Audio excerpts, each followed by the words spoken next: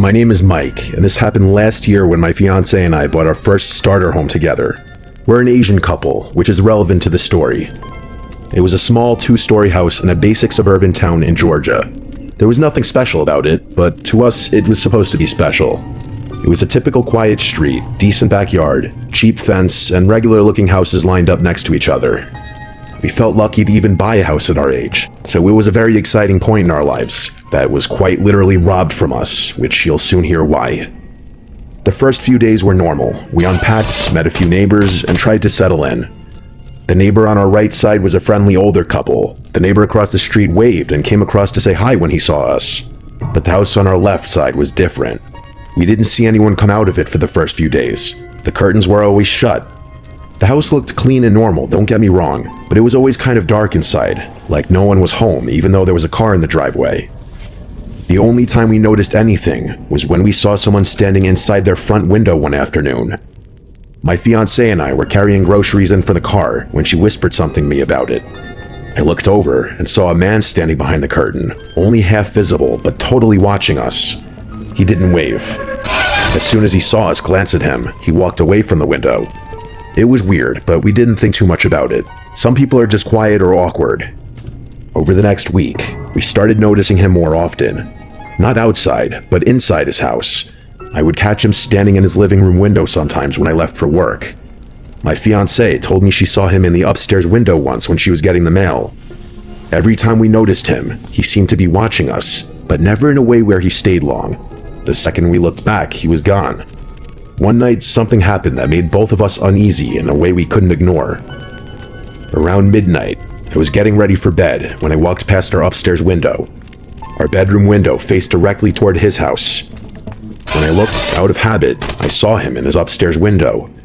This time, he wasn't halfway hidden or standing behind a curtain. He was fully visible. He stood straight up with his face turned toward our bedroom window. I froze for a second because I wasn't sure if I was actually seeing it right. But the second he realized I saw him, he stepped back away from the window. I remember saying to my fiancée with a laugh, "Oh great, our neighbor's a creep." The next morning, the man came to our door. It was the first time we saw him outside. He knocked politely and introduced himself as Gordon. He apologized for looking like he was spying the night before. He told me he had been putting something on his window ledge and didn't mean to look into our room. He smiled the whole time, and it was a welcoming enough smile to give me a bit of relief. I'm not saying I loved the guy instantly. There was definitely something slightly off about him, but the apology was appreciated. I didn't want to be rude, so I told him it was fine. When I went back inside, I told my fiancé he seemed somewhat nice, but a little weird.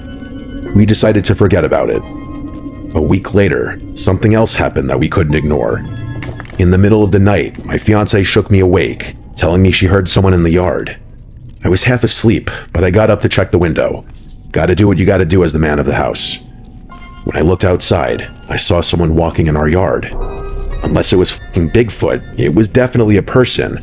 A full-grown man walking around like he was looking for something. My first reaction was to shout out "hey," even though I knew that wasn't the smartest thing to do. As soon as I yelled, the person walked fast toward the gate and slammed it shut behind him. Since we didn't have anything in the backyard yet besides some gardening tools, I didn't think someone was trying to steal anything, and I didn't bother to check the backyard. I did check the front windows though, and didn't see anyone. I didn't go outside because I didn't feel safe, and eventually, my fiancé and I went back to sleep, even though we felt uneasy. A few nights after that, the same thing happened again. My fiancé woke me up, telling me she heard rustling outside. This time we both heard it clearly. It sounded like someone was shimmying something. I can't say what, but best description I could give was some kind of lock. I went to the window again, and sure enough, I saw someone in the backyard. I felt my whole body tense up this time. I yelled that I was calling the cops.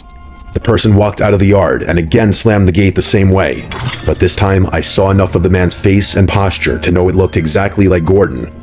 I yelled "Gordon," but he didn't respond. He just walked away like nothing happened. This time I went outside. I checked the yard, then the sides of the house. I took a deep breath and told myself I have to confront this now. I walked over to Gordon's house and knocked. He answered within seconds, which told me he was awake the whole time. He smiled like he always did, and started laughing while telling me that it was him in the yard. He said he was chasing away kids who always jumped the fences in the neighborhood, and he caught them jumping from his backyard into our backyard. He said it happens all the time and told me I'd get used to it. He kept smiling the whole time, but something about the smile didn't feel normal. It felt like something was behind it. I saw hate in his eyes, I swear. I didn't argue with him. I just told him I understood and went back home. But deep down, I didn't believe a word he said. The next day, he came over again and invited us to come to his house for Chinese food the next night, which would be a Friday. We felt like saying yes would at least clear the awkwardness between us, and we could just be cordial neighbors. We went to his house around 7 p.m. that Friday. The second we walked in, the atmosphere felt uncomfortable. Gordon seemed relatively intoxicated and got only more drunk as he kept sipping more wine. He said he ordered a bunch of Chinese food and made a little weird comment like, "I know you guys love Chinese food," then laughed. He made little passive-aggressive comments here and there.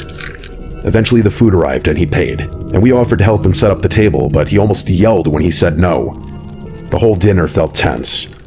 Then, as he finished more and more wine, he started acting more differently. He started making rude comments that were less passive and more direct. He said things that made it pretty clear he didn't like that an Asian couple moved into the neighborhood. At first, we tried ignoring it, hoping it would stop, but then he got louder and more angry. I mean it, he actually started getting himself angry as he talked about how this town had a history of being white. He started saying things that made both of us feel unsafe, honestly. Then he told us that it was in fact him going into our backyard those nights. He didn't deny it or try to hide it. The climax of the night was when he yelled at us that we were not welcome there and that the neighborhood wasn't for people like us. At that point, we didn't say anything. We just stood up and left. We walked back to our house as fast as we could. We didn't even talk about it until we were inside with the doors locked. We didn't know what to do except go to the other neighbors. So we walked door to door, asking them about Gordon. Some of them were shocked when we told them what happened. Others weren't surprised at all. A few people told us Gordon was a drunk whose wife left him years ago. It didn't make us feel any better because we were living next to him now. We tried to avoid him after that. We didn't look at his house, we didn't go outside unless we had to. But how long could you avoid your next door neighbor? Every night felt tense, like he could be watching us or trespassing again. Then, one night, a brick was thrown through our downstairs window. It shattered glass all over the living room. We both jumped out of bed when we heard it. When I ran downstairs, the brick was lying on the floor. No note attached or anything, just a brick. We knew it was Gordon. There was no one else it could have been, but we had no proof. We filed a police report. The police came to talk to him, but he denied everything. He acted confused and told them he had nothing to do with it. The police couldn't do anything except document the incident. We talked about putting up cameras and staying to fight it out, but honestly, we were too scared, and this was mentally exhausting already. We both felt like something worse would happen if we stayed. Not even 2 months after moving in, we started packing again. We couldn't live next to someone who hated us and had already gone into our yard at night and then thrown a brick at our house. Before we left, we filed another report explaining everything. The police said they would keep an eye on the situation, but we didn't feel protected. We moved out of that house and out of that neighborhood as fast as we could. We left behind the home we thought would be our first chapter in life together. I still think if we stayed there, you'd have eventually heard of my fiancé and I on the news having been murdered by this man. I wish it wasn't illegal to dox people. Boy, would I love to drop his address in this story. All we can do now is move on and upward from here.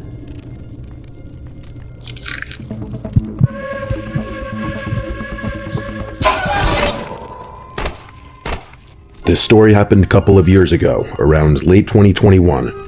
My name is Noah, and me and my fiancée Gabby, who is now my wife, had moved into a new house in a quiet suburban neighborhood. It was a nice 2-story house, perfect for our future family. The neighbors seemed friendly and welcoming as well. Most notably, the neighbors that lived to the right of us seemed the friendliest. It was a couple in their late 30s, but I wasn't really sure. The husband's name was Daniel, and his wife was named Veronica. They were very friendly and seemed like sweet people. They even baked us a red velvet cake as a little welcoming gift. The cake was really good, and we couldn't thank them enough for it. The first couple of weeks were good in the new neighborhood. It was quiet and peaceful, until we started noticing strange things with our neighbors, Daniel and Veronica. One night, around 11 p.m., I heard shouting coming from outside. I looked out my bedroom window and realized it was coming from their house, like they were arguing. I couldn't see them because the angle of the houses blocked my view. Eventually, I saw Veronica storm out to her car and leave. After that, it was quiet again. I told Gabby about it, and we just chalked it up to them getting into an argument and Veronica leaving to cool off. I was kind of concerned because they seemed like such sweet people, not the type to have heated arguments. But every couple has disagreements. We didn't think too much of it. Later on that same week, Gabby and I were coming back home. When we got out of the car, we heard yelling coming from inside their house again. They had their main door open, but the storm door was closed, so we could hear them arguing clearly. Again, it wasn't our business, so we ignored it. Then one day, I noticed Veronica's car wasn't there for a few days, but I assumed maybe she was on vacation. Daniel was still there because his car stayed parked, and I would see him go out once in a while. But then it became a week, then 2 weeks, and Veronica's car was still gone. My wife noticed too and thought maybe they got divorced or something, which would make sense due to their constant arguing. But the way she left was so sudden. One day her car was there, the next it was gone. And Daniel was acting weird. Every time we saw him, he would try to avoid us. He wouldn't wave like neighbors usually do, and the rare times I talked to him, he would talk fast and try to end the conversation as soon as possible, like he was nervous. Something was definitely up with him. After 3 weeks of Veronica being gone, I decided to go over and ask Daniel how things were. My fiancé argued against it, saying it wasn't our business and to leave it alone. But curiosity got the best of me, and I knew she was curious too, so I rang his doorbell. I knew he was home because his car was there. It took him almost 3 minutes to answer, and when he did, he looked off. He was sweating like he just ran a marathon, and he had this weird forced smile like he was hiding something. I asked him about Veronica and why I haven't seen her or her car in a while. He hesitated and said, she just went to go stay with her mom for a while out of state because she's very sick and she's looking after her. I felt like that was a lie, but I didn't question it. I might have believed him if he wasn't acting so strange. I then asked why he was sweating so much, and he said he was doing workouts upstairs. He was speaking really fast, like he was rushed or nervous, but then something happened that made my heart drop. I heard a voice scream from somewhere inside the house. I wasn't exactly sure where, but I was almost positive it was a woman's voice yelling for help. I asked what that was, and Daniel quickly said, I'm playing a movie upstairs and forgot to pause it. That made no sense since he had just said he was working out upstairs. I just said okay and told him I would catch him later. I went back home and told Gabby everything. She was just as concerned as me and told me to call the cops. I did, and I requested to stay anonymous, even though Daniel would probably know it was me. I told the dispatcher that I heard something in my neighbor's house and wanted them to do a welfare check. Eventually, an officer pulled up. About 10 minutes later, I heard sirens and saw 5 police cars and an ambulance. Me and Gabby rushed outside. Officers were everywhere. Daniel was being taken away in handcuffs while Veronica was being rushed to the ambulance on a stretcher. We later found out Daniel and Veronica had been in an abusive relationship and things had escalated badly. Daniel kept her locked in the basement for weeks. I didn't even know they had a basement. Down there, he would assault her, rape her, abuse her, and do horrible things. He even sold her car to make it look like she wasn't home. When I heard that scream while talking to him, it turned out he stabbed her 5 times because she had made noise when he told her to be quiet while he answered the door. That explained why he was acting so strange. Unfortunately, Veronica didn't survive and passed a couple hours later. As Daniel was being escorted into a police car, he said, "I know it was you who snitched on me, and you'll regret this." I wanted to laugh it off if the situation wasn't so messed up, knowing he would be behind bars for a long time. It's crazy how you never know who people truly are behind closed doors. Daniel seemed like a friendly, normal guy, and so did Veronica. They seemed like a great couple, but obviously they had serious issues hidden underneath. Fast forward a couple nights after the incident, I woke up in the middle of the night. It was dark, and I saw the silhouette of a person. As my eyes adjusted, I saw that it was Daniel. My heart dropped. He said, "I told you you would regret this." He was holding a knife. I tried talking him down, telling him to calm down and just talk, but he didn't respond. I pressed myself against the headboard. Then, out of nowhere, he lunged at me. I screamed, and then I woke up for real. I was breathing heavily, and Gabby was beside me. She asked what was wrong, and I said it was just a bad dream. She went back to sleep, but I couldn't.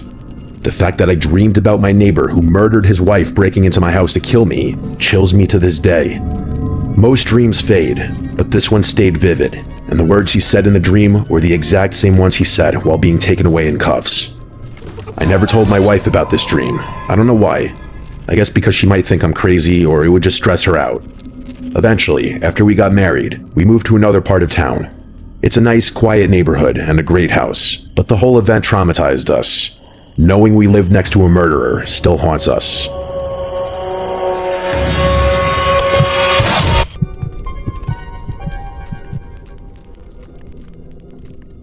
My name is Devin, and this happened 2 years ago when I was 24 and living in a duplex in Queens, New York.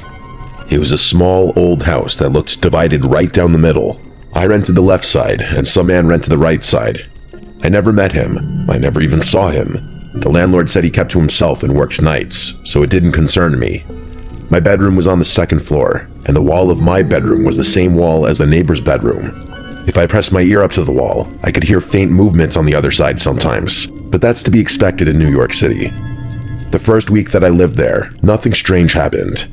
I worked long hours, came home tired, ate something simple, and went straight to bed. I was just happy to have my own place. And then one night, things began. I was lying in bed, scrolling on my phone, when I heard what sounded like a man talking, but it didn't sound like a normal man's voice. It was high-pitched, like someone trying to talk in a fake voice. It was faint, and it was being spoken from the other room, but the wall was so thin that it felt like the person was standing right next to me. I couldn't understand what he was saying. It was just this weird high voice mumbling. I tried to ignore it. Maybe he was on the phone, or maybe he was watching something on TV. Eventually, the mumbling stopped and I fell asleep. A few nights later, though, the mumbling came back. But this time it was louder, and this time it was definitely a man talking. I pressed my ear lightly to the wall and listened. It didn't sound like he was on the phone. It sounded like he was talking to himself. I didn't know whether to laugh or be slightly creeped out. To block the noise out, I put the blanket over my head. I had work early the next morning and I needed sleep.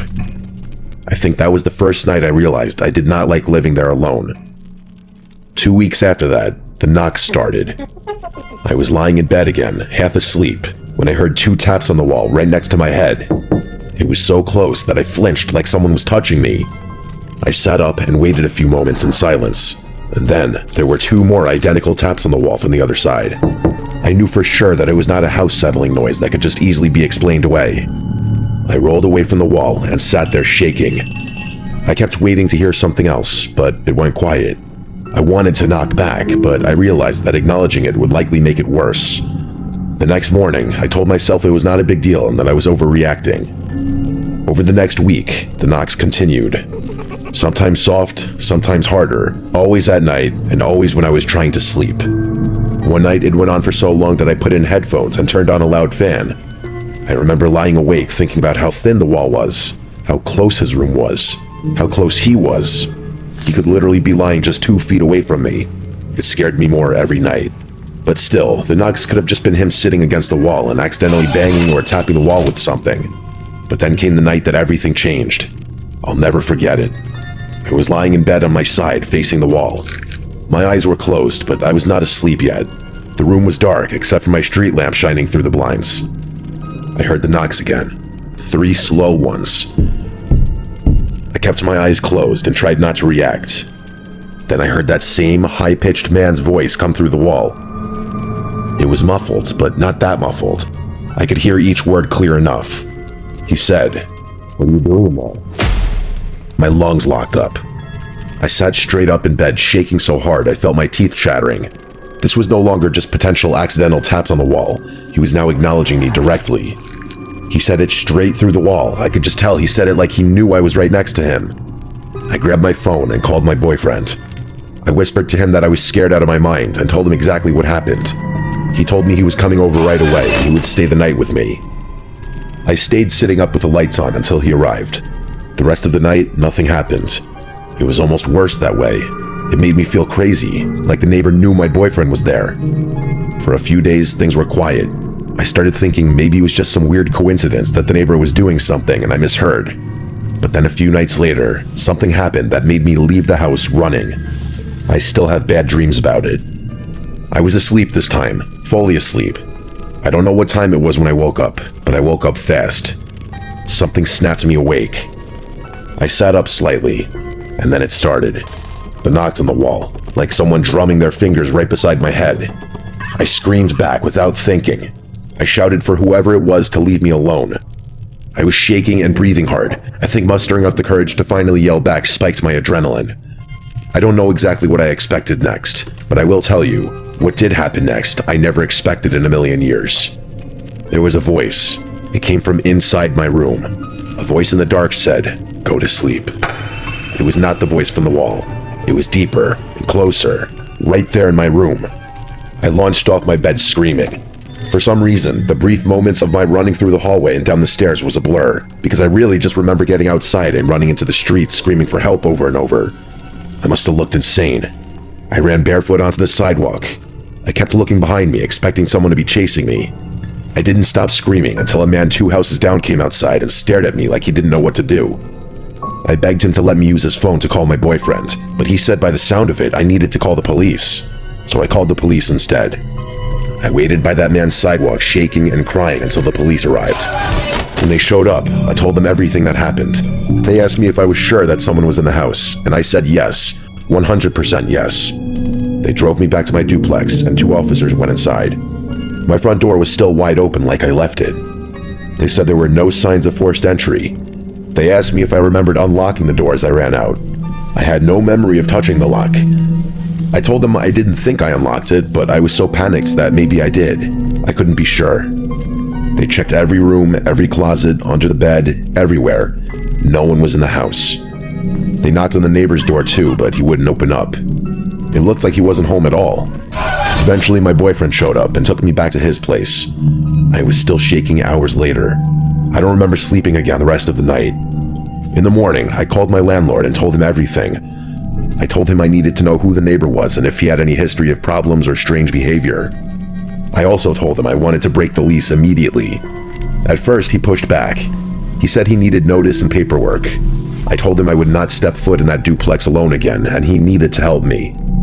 It took a whole day of phone calls before he said he would let me break the lease. My boyfriend came with me every single time I went back to the duplex to move my stuff. I refused to go alone. During those days, we tried knocking on the neighbor's door multiple times, but he never answered. It was like no one lived there. But there were signs that someone did, like packages at the door and a car in the driveway, but no human response. I ended up moving back in with my parents for a while until I found a new place. I still don't know if that neighbor was actually in my room that night, or if someone got in without the police noticing, or if it was just all in my head from the stress. But that one's the least likely explanation because it's pretty clear what's real and what's in your head. My landlord told me later that the neighboring tenant eventually moved out too without saying a word. I don't know what really happened to that